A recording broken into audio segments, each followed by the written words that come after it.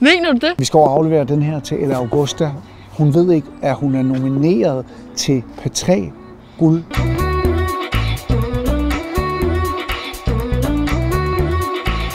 Ella? Hej, hvor sygt. Hej. Så jeg vil ikke forstyrre, vi er på vej til Burhan.